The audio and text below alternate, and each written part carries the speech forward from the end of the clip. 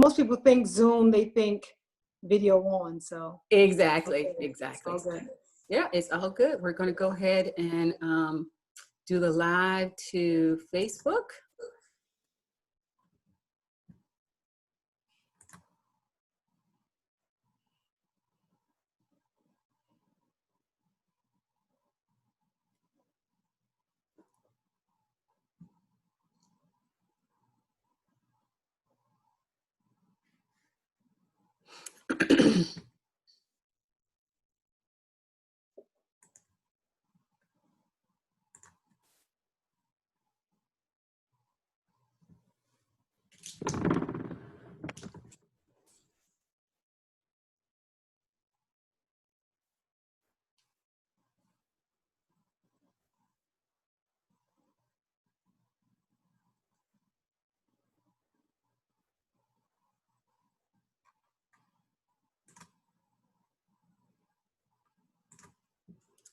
Okay, here we go. All right, we got a couple of people here in the chat. Let's see what folks are saying. Yes, here. I see already. I know. I see Eric already. This is awesome. This is awesome. We're just going to allow some more people to come here in the room, and then we will get started. I do appreciate you taking the time out of your day today to be here on the show and talk to us. We are recording, so you'll be able to have a copy of this for your viewing pleasure. Yes. We had a lot of people register. Sergeant Major Fortner, Nice. we had a total of 150 people actually Nice. sign up for the Zoom, and when we go Facebook Live, that'll be another group of people that's going to be here to hear your story, which is what we're here to do. Okay, so we're going to give it one more minute to allow that 150 people who are out there wanting to hear your story to come on board before we get started. Okay? I'm watching the chat room. I'm just watching it go back, and I love it. I see. I can't keep up. There's so much going on. So if you can hear me out there, keep that going. You know, we got Army on the line, Navy on the line, and of course, I can see some names. Marine Corps is representing strong, as they should be today. However, look now, we're not going to have that. We're not going to have that. I'm just saying, but I love it though. I love it. It's all good. Me too. Nothing but love. We want as many people as we can get into the chat, because in the beginning of the conversation, we're going to be, talking about some serious stuff, and I want people on here to hear that conversation, to hear that piece, if at all possible. But of course, I want to be respectful to your time and respectful to everyone else's time. I foresee us probably going over just a little bit an hour, because you and I can talk. Just a little bit. Just a little bit. You and I can talk, but I want to make sure everyone get to hear this conversation and hear the discussion. It's very important during this time right now. It really is. It really is. Absolutely. So we're going to give it a minute, and then we're going to get started. I had a little smooth jazz intro, but I think I'm going to be okay without having to give you guys a little something, something. So we'll just roll with it here in just a minute. I mean, Marines are coming in strong tonight. There. Yes, I was looking. Sergeant Major Fortner, what's up with that? Hey, because they know it's a brotherhood and a sisterhood. That's right. I love it though. I love it.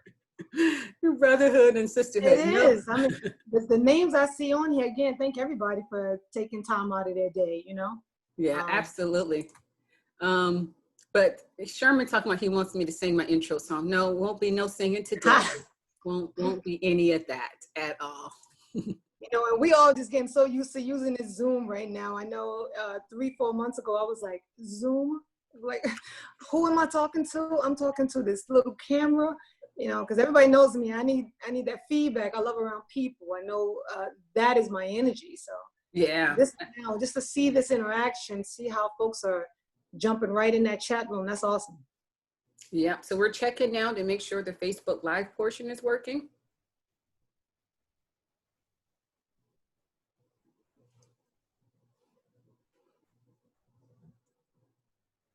Okay, and it takes a little while for it to start spinning, and that's okay.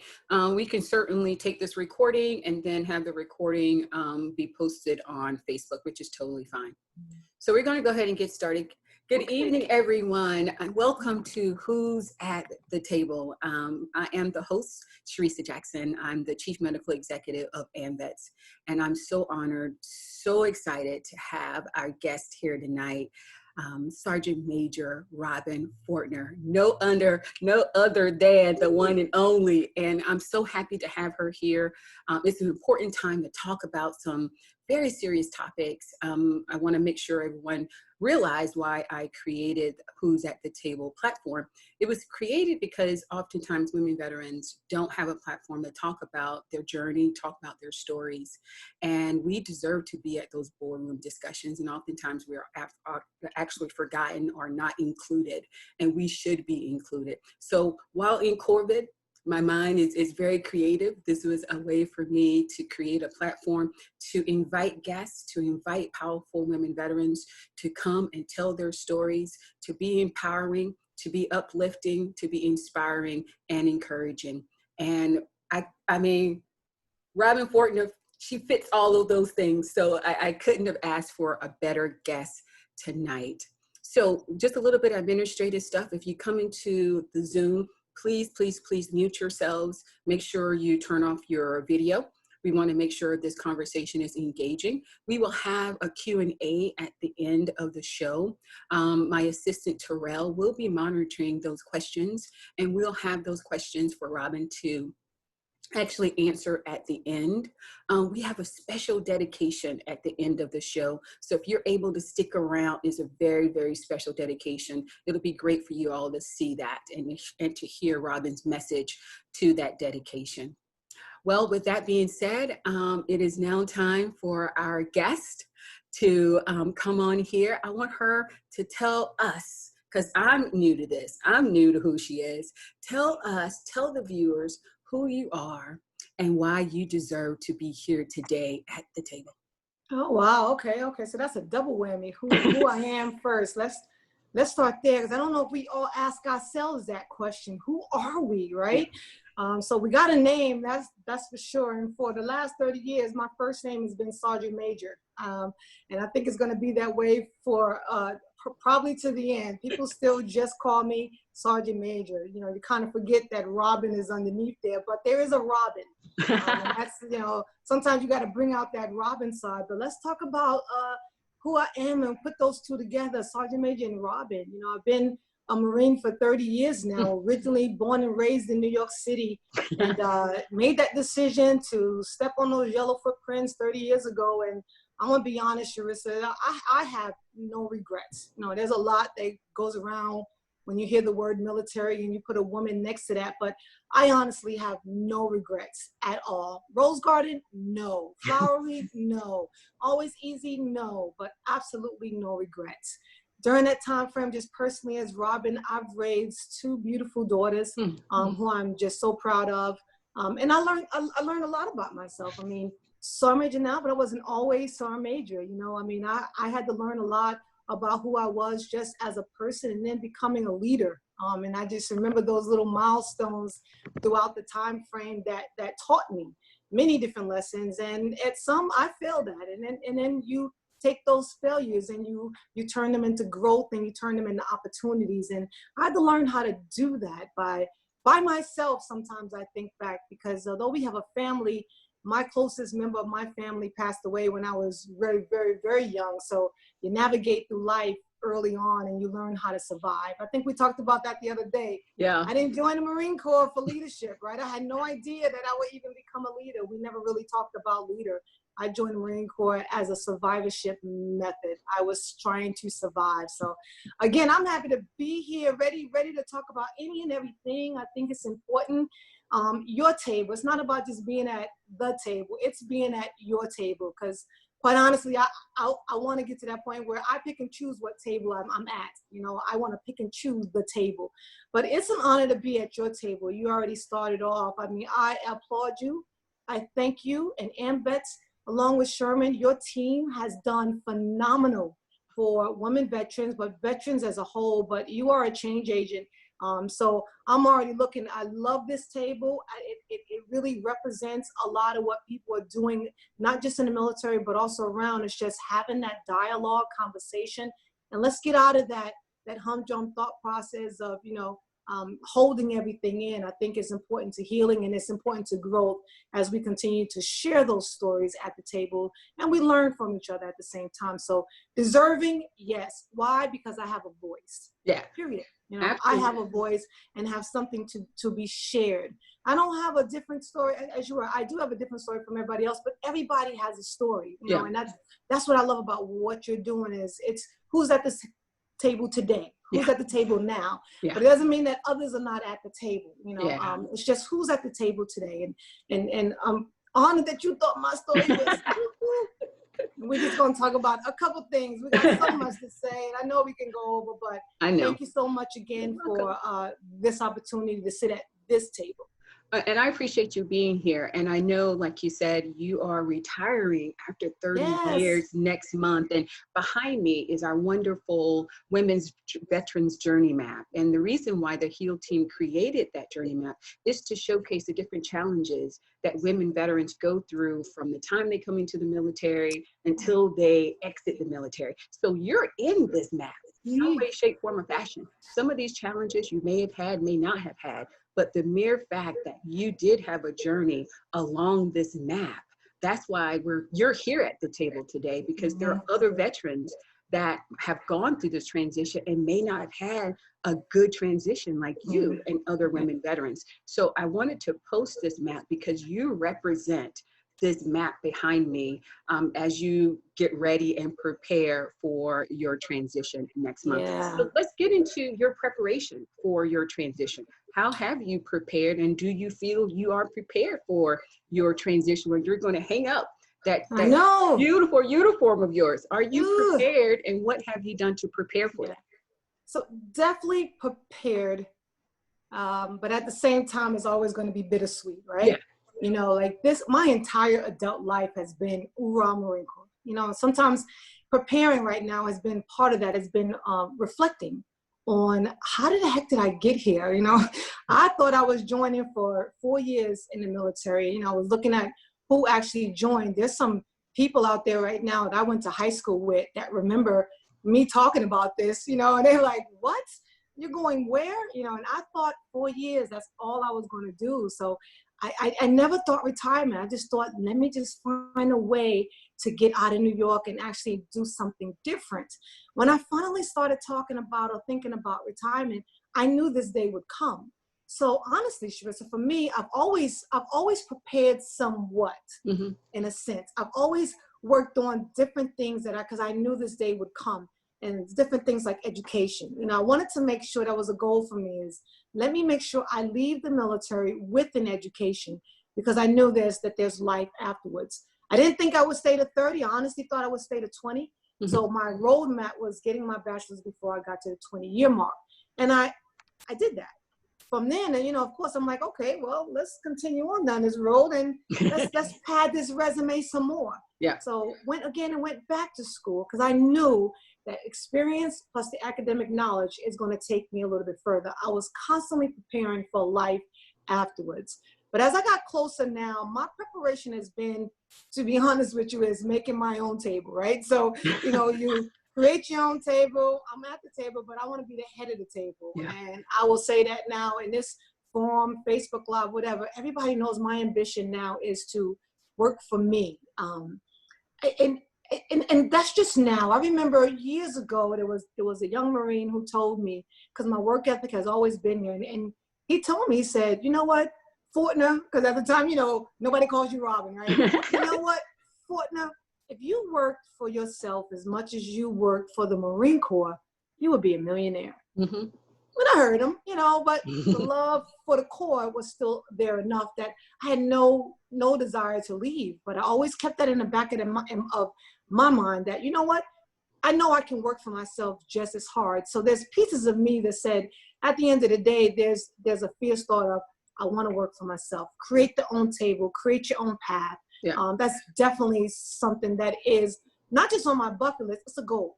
Yeah. Like if you got a goal, now it's time to create the steps to get to that goal. Yeah. And that's exactly what I've been doing probably for the past, I would say, 5 years. Oh, wonderful. And I think you hit the nail on the head for one of the reasons why we as women and veterans decide to come into the military is that survivorship. I know for me, I came into the military because I'm 5 of 6 kids, right? And I saw my parents put 3 of my siblings through college, and I saw them struggle, and I saw the hardship of them doing that. So when it was time for me to decide to come into the military, it was a no-brainer because I didn't want to put that burden on them. And I saw that as a survival when I stayed, because I was contemplating at 10 years getting out. And then I was like, wait a minute, I'm a single mom to twin daughters. Why will I get out the military? That's crazy. This is our survival, right? And so it's great that you saw it early, that you saw the military as your survival network. Yeah, it was. It was. Again, I have a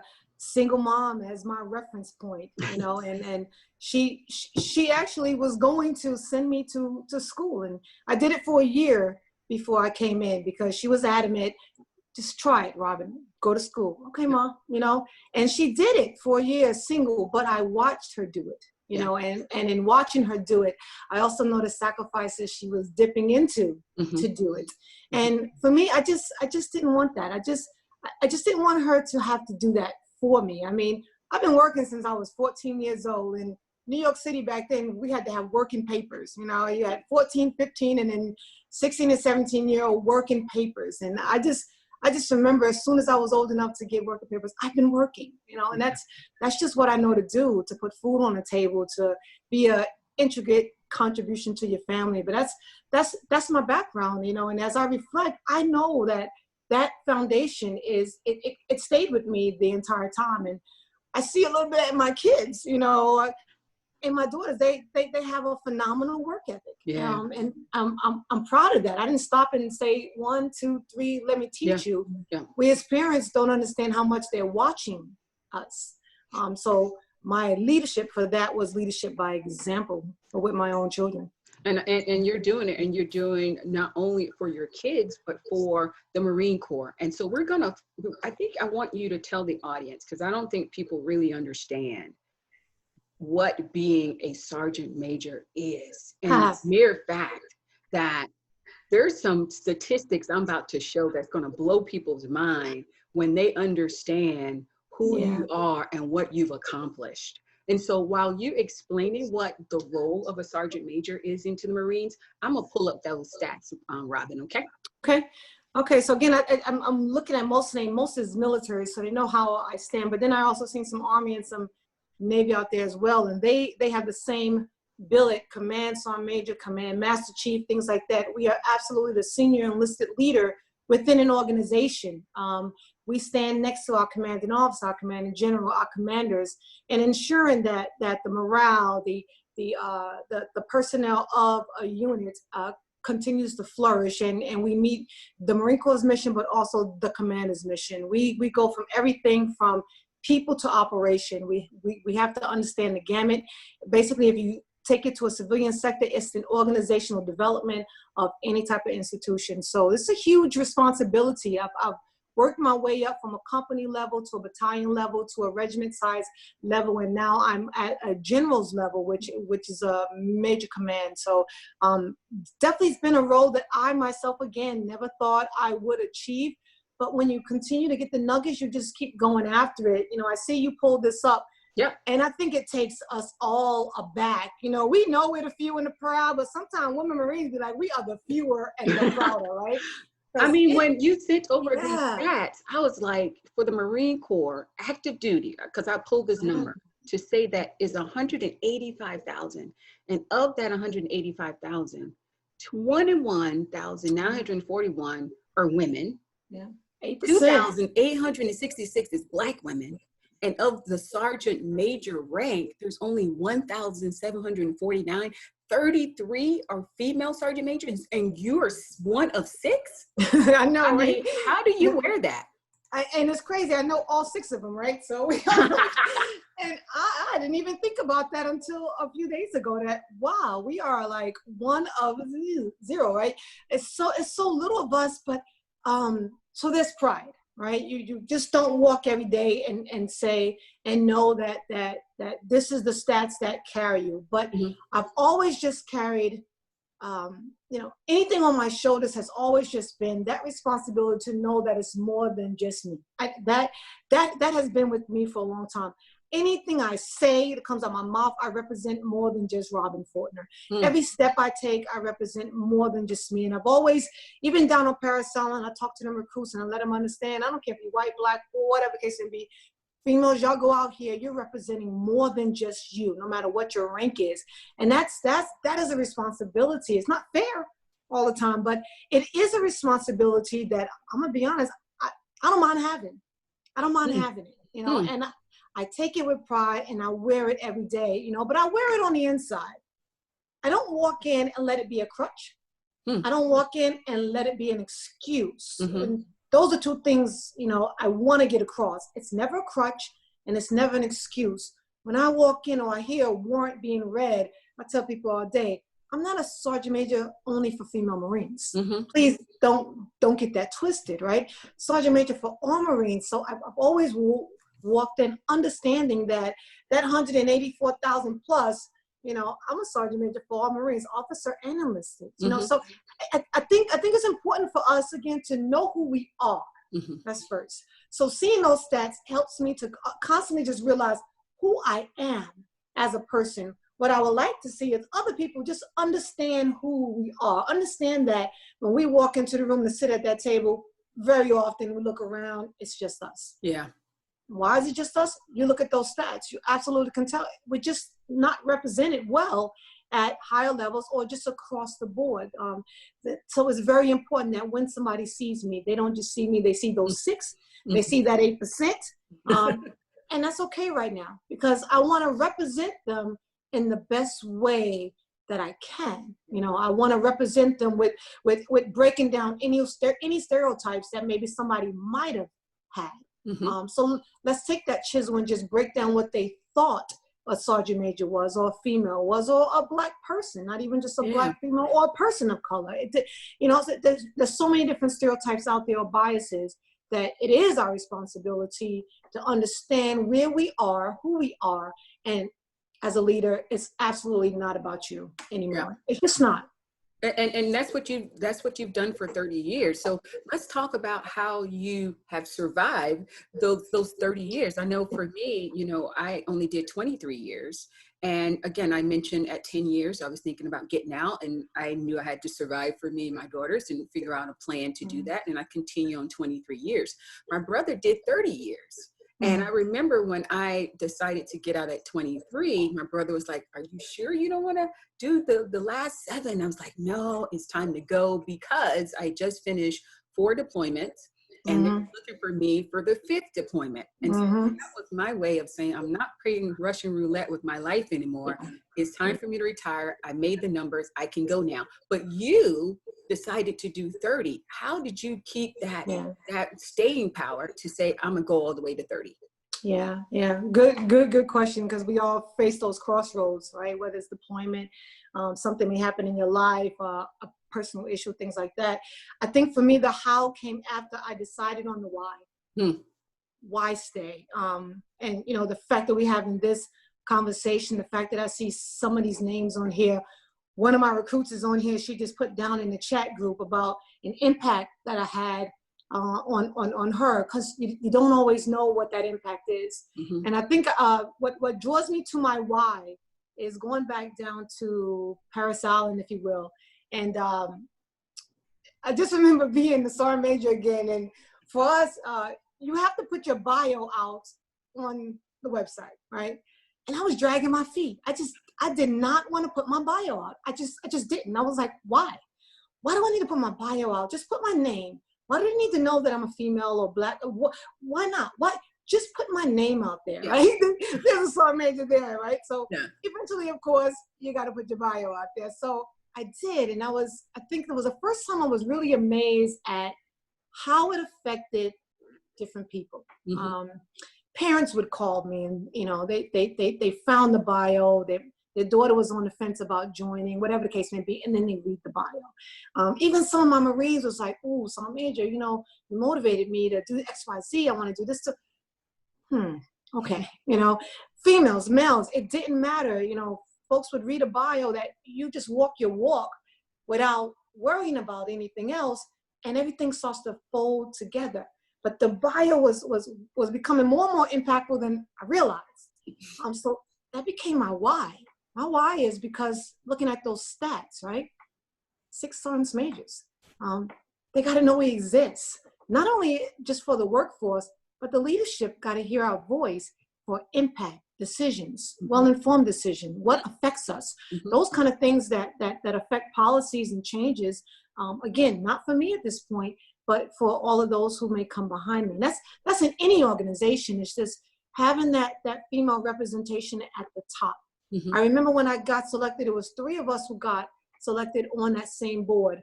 And the other 2 retired for their own reasons, and served very, very well. Don't get me wrong, very, very well. But the closer I got, I just knew, I'm like, I need to stay, if not for me, for the why. The whys of the landscape or the PFCs. You know, I mean, it was important for me to represent females in the Marine Corps, regardless of color first. It was important for me to ensure that our voice was heard at whatever table I could get my seat on, or, you know, demand my name in front. You know, it was important for us because when I walk down some hallways still and I look on the walls and I see Marine Corps, I don't always see me. Yeah. But I'm a proud Marine. And I'm not said that. Then I'm a proud Marine, but I also want to say, I don't see me. There's nothing that represents who I am. And it's not just me who feel that way. Well, a lot of people behind us, they don't know. 30 years in the Corps, the year 2020, and I still get, I've never seen a female sergeant major before. Wow. You know, I still get that, you know, so those are the reasons why. But everybody has their story, and I respect that. I've grown children now at this point. Would my thought process be different if I still had to get them to school? You know, would my thought process be different if we were on active deployments right now and I was facing what you were facing? You know, so everybody has their story and everybody has their purpose on that team. For me, I felt I got to that point and I knew, I was like, I'm going to do 30. I'm going to do 30. I'm going to stay as long as I can and try to represent as long as I can. And I don't want that to sound cliche-ish, because I could have got out a long time ago, you know, but I really do think it's important for women to be represented. It doesn't have to always be the Robin Fortner. I don't care who it is, but for women to be represented in those rooms, in the dialogue, in the conversation. You know, I appreciate a peer of mine that was having a conversation recently because the pregnancy rules had changed, and he just stopped and he called me and he was like, you know what, Robin, I realized I got a bunch of men in here talking. And I never had a baby. They never had a baby. And we don't have a clue what we're talking about. He said, do you mind calling in? Absolutely not. You know, but I appreciate him because he realized that we're having a conversation as leaders about something we honestly just don't know about. Correct. You know, and I can't be mad at the male that he never had a child. Okay. You know, but use me, right? So, but it's absolutely important for us as leaders to be able to be in a room. So, you know, me being Air Force, my brother being Navy, I had a cousin that was Marine. And I remember we all were home on leave for something. I think it was a funeral or something. We all were asked to wear our uniforms. Of course, the Marines have the best uniforms. I will say that when it comes to y'all's, you know, your dress uniform. But that also comes with a certain persona. Most people, when you ask, you know, as far as the branches, you know, who has that persona of a soldier, they will say a Marine.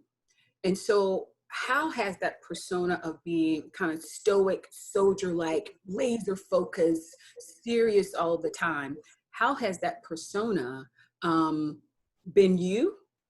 How has it affected you? How has it impacted your leadership?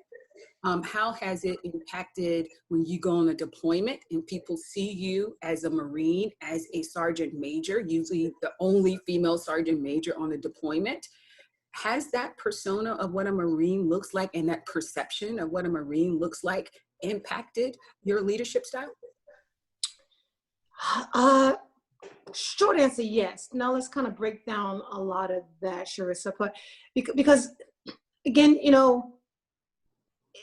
it's cloth first, right? But there's meaning behind the cloth, and the lives of many different men and women put the meaning behind the cloth, So I absolutely respect that. When I put that uniform on, I also think that for me, I don't think it changes who I am. I think that starts to become from the inside. You know how they say, I breathe, eat, and you know what, Marine Corps. That's 24/7. But I go back to my original thought. It's still Robin underneath all that, right? And the longer you stay in Robin, I'm a Marine. And it's once a Marine, always a Marine. And I am going to take that with me outside of the 30 years. That stoicness that you're talking about, it's like a blessing and a curse, right? So I love it. I love it at times. It's me. It is absolutely who I am now and who I have become. It is my strength. It is my message. It doesn't have to always be Sergeant Major message. It is my message. And I embraced it for me. I have absolutely embraced the stoicism. And now I think it's so much in me. I got my daughters now, they'll take my fingers and they make sure, Mom, fix your face, because, well, okay, because you just got this look all the time. I think we call it the RBF, right? Just got this look all the time. So that's the curse part of it. And the curse part of it can mean a couple of things. You want to make sure that you always have the impression of business, fierce, but approachable at the same time. I need to soften that up to make sure that I can still draw you in when I need to be able to let you have that environment that you can just talk. At the same time, I need that when it's time to put that armor on and let you know I'm done playing, it's time for business type of atmosphere. But the Robin on there, nobody can hold that for 100, or for 365 days a year, 24/7. They just can't. But it's important for us to understand what that stoicism actually represents.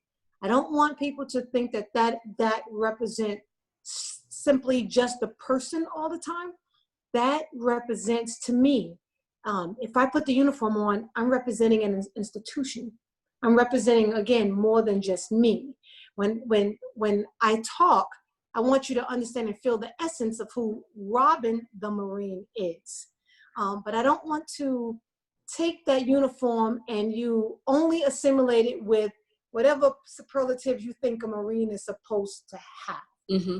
Because sometimes those superlatives is not always accurate, right? Yeah. Even Marines give themselves their own superlatives, right? And it's like, no, there's no such thing as a dumb grunt type of thing. There's lots of smart people in the Marine Corps, things like that. But I don't want the essence of the uniform to represent stereotypes. I want the essence of the uniform to represent the tradition of what the Marine Corps is and why we can stand with our head held high, the history and the tradition of that. But when I open my mouth or I take that step, I need that essence of Robin the Marine to come out, to understand who I am as a Marine, as well as a person, as a woman, as a female, as a Black female, as a mother, because Marines are all those things. We're all those things now. It's not, things have shifted a little bit. And I'm gonna be honest, when I look into the future, things are still shifting for Marines and females in the Marine Corps. We've made a lot of strides. We're still not there, but we've made a lot of strides that's going. We just changed our uniform. And this is a good segue in that. The female blues look different than the male's blues for years. For years. We just recently changed to where they all look the same. And the fact that you've given me that look tells me you didn't even realize that, right? So that is my point about the uniform and being careful about what that uniform actually represents. Because if I stepped 2-3 years ago in a female uniform, but most people are only used to the leatherneck style of the male uniform. And I say I'm a Marine, I need you to know I'm a Marine. Yeah. Because of what came out my mouth, not just from the uniform that I'm wearing. Yeah. Does that make sense? Yeah. So a lot of females, you know, there's still some mixed feelings of what that uniform represents, because now we all wear the same, you know.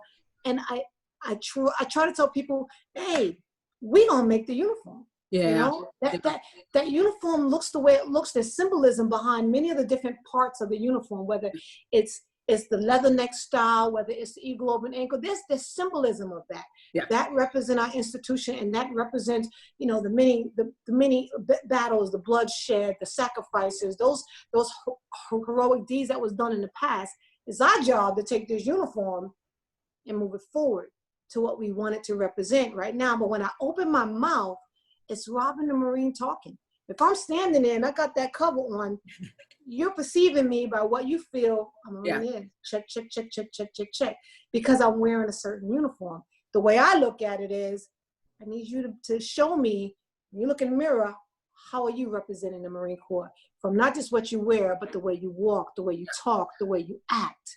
Hence why we say, or we try to embed in our mindset, Marine 24/7. You know, there's some core values that you don't want to let go.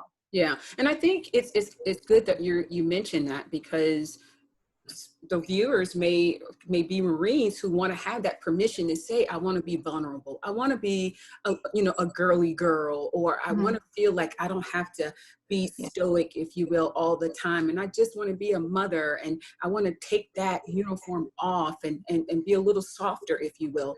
And you pretty much have given those women that permission to do that. That uniform is that uniform, but you can still be you, the mother, the daughter, the wife, the friend, the cousin. You can still do all of those things and not feel like that uniform makes you.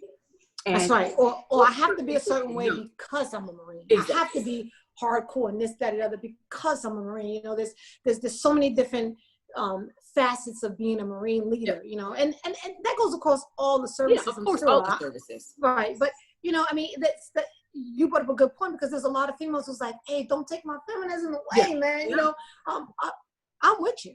But at the end of the day, you know, I support in the Constitution of the United States against all enemies, foreign and domestic, right? We also joined, understanding that at some point, you know, back in my days, we joined and they taught me how to put lipstick and makeup on. Come on now. Because my mission was different 30 plus years ago, right? But God bless everyone who has come before us to get us to this point.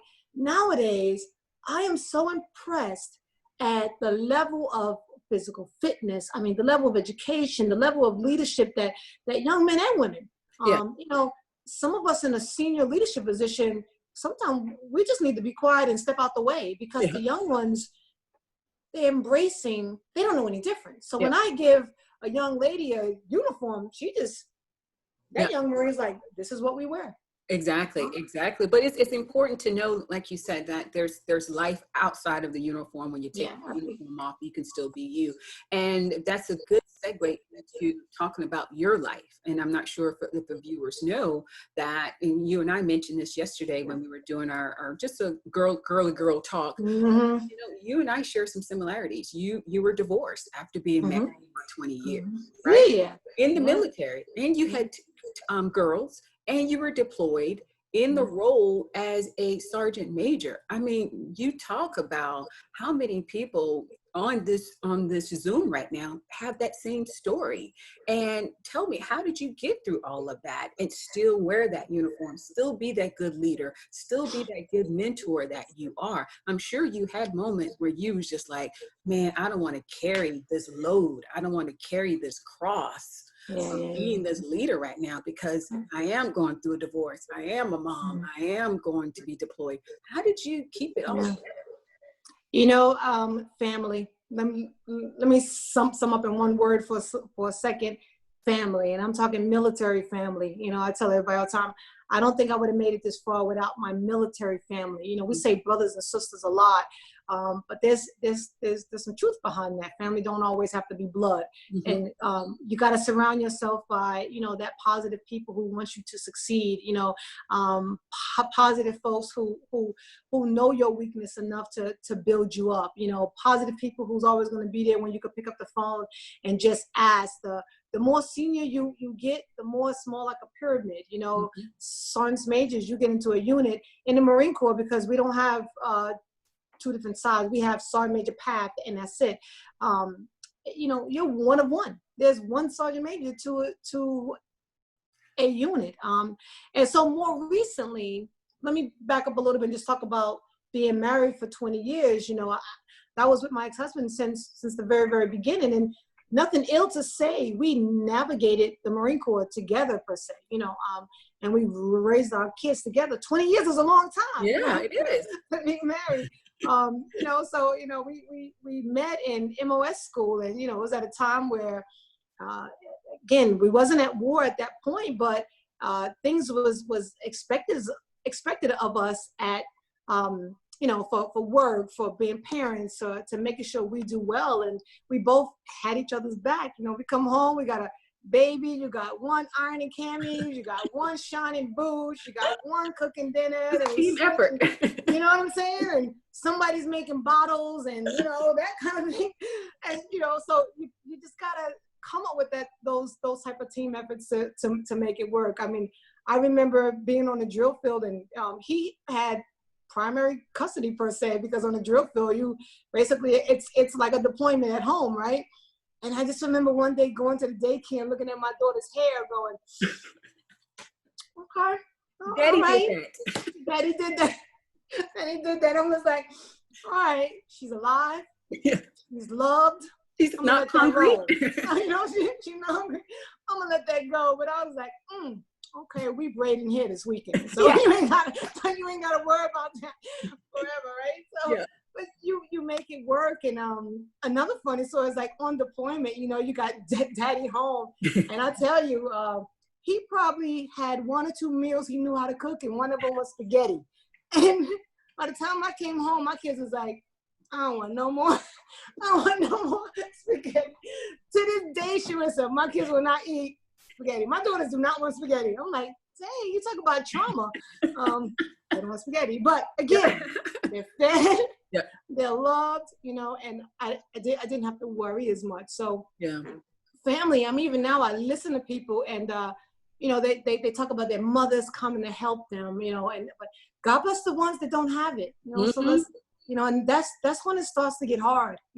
That's when it really starts to get hard sometimes for maybe some of them who just don't have that support system. So I think about that. And then I kind of started, I didn't start the name, it's not me, but Motivating Motivators. Some people who follow me on social media, you may see me put that at the bottom.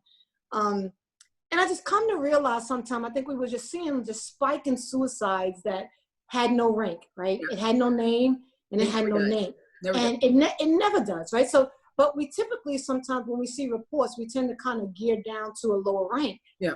It has no name, right? So I kind of just started reaching out to some senior leaders and just checking on them, just randomly, random phone call, just checking on them. And it became, we just started saying, who's motivating the motivator, because you're expected to be motivated, this, that, you're the psychiatrist, you're the marriage counselor, you everything to everybody. You're the financial advisor. I'm telling you,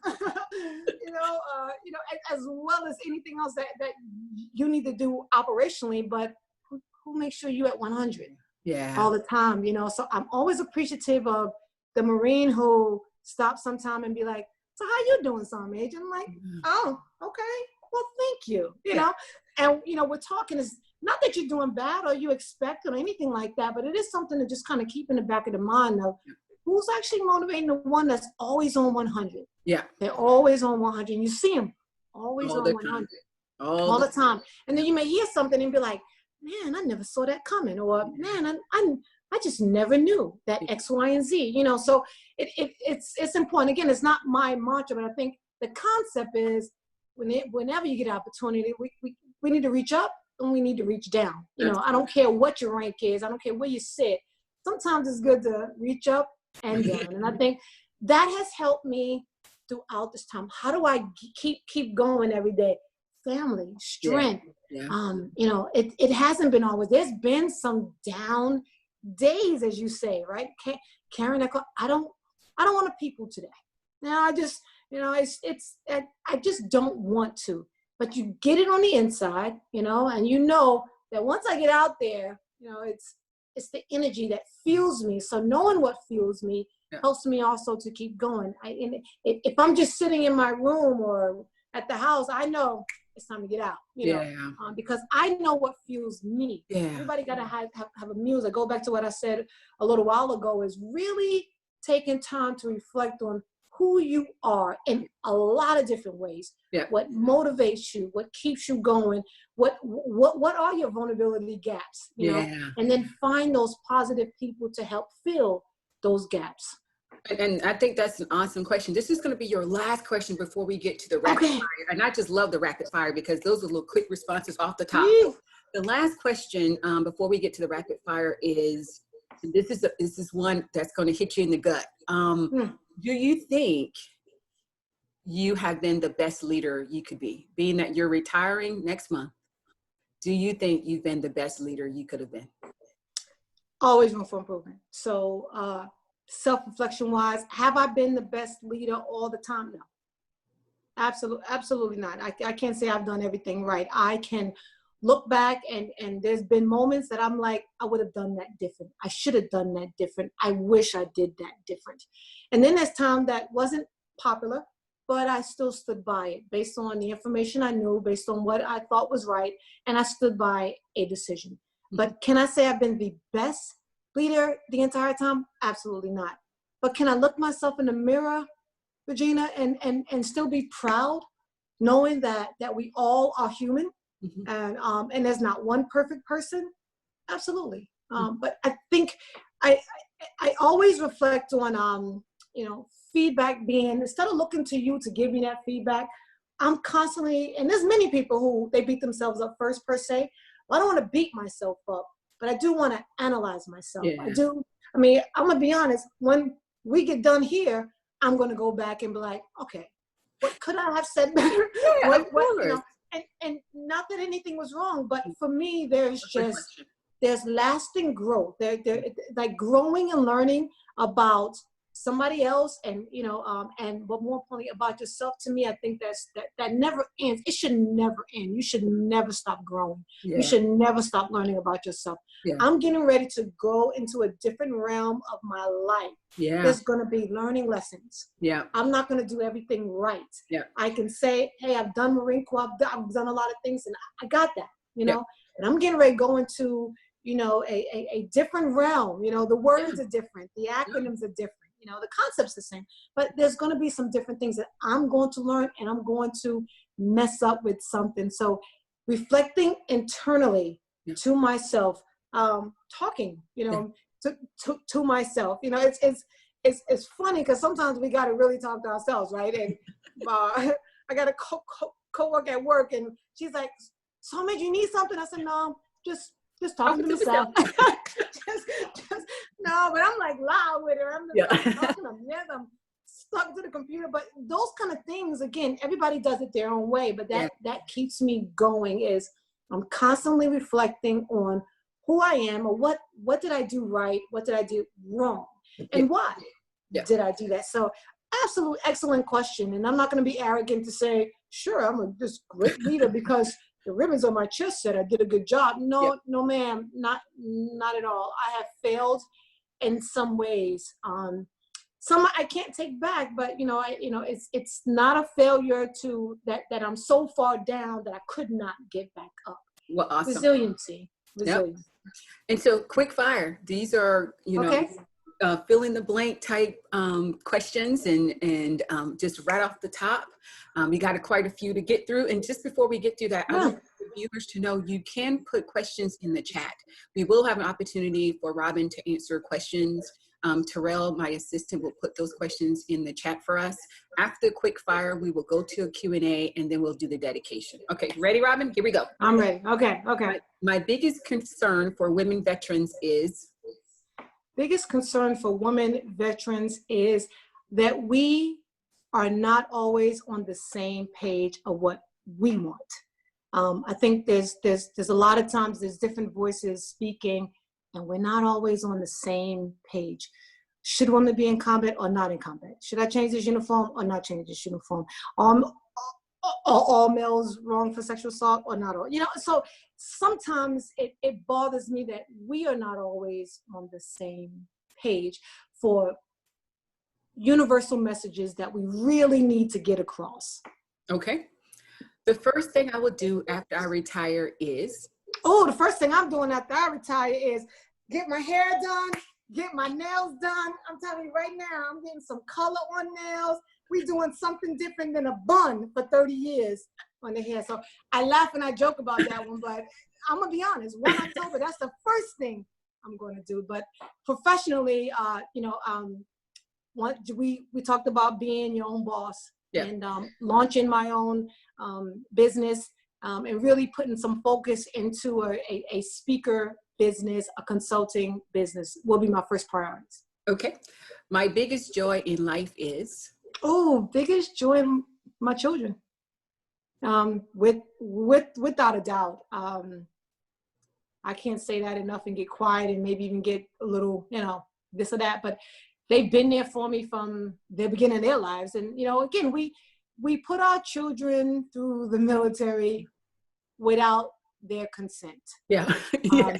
You see what I'm saying? They just didn't have a choice, right? Didn't have a choice. Didn't ask them.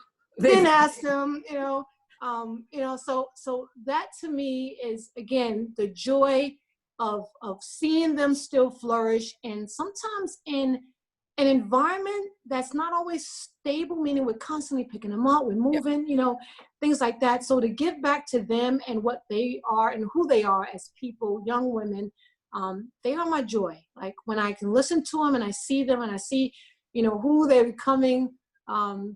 First I go, wow, she sound like me. But second, I'm glad she sounds like That's me, awesome. so. Black Lives Matter because? Oh, Sharissa, you, not that that's a hard one. I just want to make sure I answer that correctly. First of all lives do. I mean, I got that.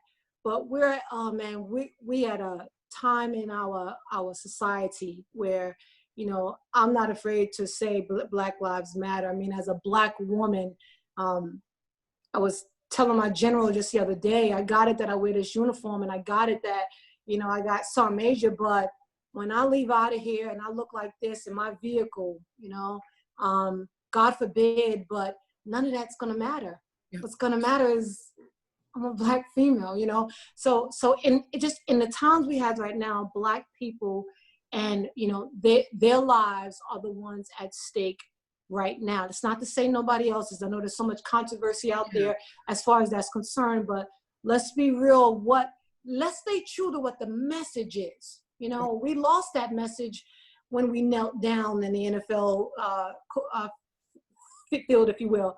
We lost that message, right? So I don't want people to go off and get the wrong message, because let's come back to what the message is. It has nothing to do with some of the extra stuff. It is absolutely about the racial inequalities and the things sometimes you have to face, when you step outside and you're judged from the time you just are looked at for the color of your skin. Yeah. When you're not expected to succeed, and if you do, you're questioned on whose car is this, or can you afford this, or I love hip hop. I mean, I love hip hop music. I mean, I grew up on that, if anybody know me, but I don't want to be judged. That is my culture. That does not represent anything negative whatsoever, to the point of I should be judged and my life does not matter. So Black Lives Matter because all lives matter, but Black Lives Matter to me because our Black is beautiful, our culture is there, and we are all human. Yeah. And the first thing we have to do is see each other for the human that we are before we start going off on judging for the color of our skin. Oh my God, that's a great answer. And this next one is going to going to be a tight one. We all know what's happening in the news with the Army soldier at Fort Hood. Vanessa. And so this is your last quick fire question. Your hope for Vanessa Guillen is? Okay, so stump you on that one. I knew I was going to stump you. Yeah. Well, first, from the news piece, if I recall, it has not been confirmed, right? So let's keep that hope, since you used the word hope. Yeah. Let's keep that hope right now, because it has not been confirmed. But my other hope, worst case, is you know, I got hashtags, right? You know, I am, but that we can speak for the silenced, that we can keep that alive. You know, my fear at this point is that nothing we're talking about in society is new. Mm-hmm. Nothing, not Black Lives Matter, not racial inequality, not military sexual trauma, not sexual assault, nothing is new. Mm-hmm. So for Vanessa's, so all the Vanessas, and as a sergeant major, it really does hurt my heart, to the point as I'm watching the stories being told right now. Mm-hmm. I can relate to some of these stories, either myself or know some other people who have been down that road before. Mm-hmm. And we're still talking in 2020 about it. So my hope for the situation is that it is loud enough. The Vanessas, the George, the Briannas, the, you know, XXXYYY. Yeah. It is loud enough for actionable change, for advocates to come forward mm-hmm. with action, and not just hashtags and words. Yeah. You know, and that's not easy to do. Don't get me wrong. But you're asking me, and yeah, you know, the other side of that hope is I'm walking out. You know. Yeah. There are a lot of female Marines hurting. Yeah. Service members. In my inbox. Yeah. You know, people asking for advice, whether it's about the race or, you know, because I carry both burdens. Yeah. Black and I'm a female. Yeah. So I've been carrying both, and people are hurting. Yeah. So it really does, you know, it pains you when your hands are tied. Yeah. And you can only do so much. So I do ask myself sometimes, have I done enough? Yeah. Back in 2011, when sexual assault started to rise up as well, I was put on an OPT, and we did a lot for the policies and things like that, and going out and talking to leadership, things like that. But now I'm walking out, and granted, there's somebody behind me that can also take that. I'm just talking personally. You know, you stop and go, have I done enough? Yeah. So these conversations we're charged to have, you know, the Commandant charged us to have that. I can only keep charging that, one, we're having them. Yeah. And not just to put a check in the box, yeah. That we're digging deep within ourselves, yeah. And convict our own biases, yeah. On all levels, males, females, and that we're not afraid to not just have it once, not just have it twice, but that it becomes constant enough to where that irregularity in behavior is seen up front. Because at the tactical level is where we're really going to change it. Yeah, absolutely. So, man, this is a great day to have this conversation. 1 July is it's going to be a mark for me, 2020, because this is halfway through this year, you know, and everyone starts talking about 2020, and oh my God, 2020. I think 2020 vision is still here. I just think we wasn't prepared for what's being exposed for us to see. I agree. That vision is there. The vision is still alive. So don't lose faith in what that vision is. We just wasn't prepared for what that vision is revealing. Well, you know, we got to prepare ourselves. That's a great segue into our dedication. And so this dedication is the first time we've ever done one. I'm actually go and share my screen. But once I share it, I think everybody will get who this show is being dedicated to. Let's see here.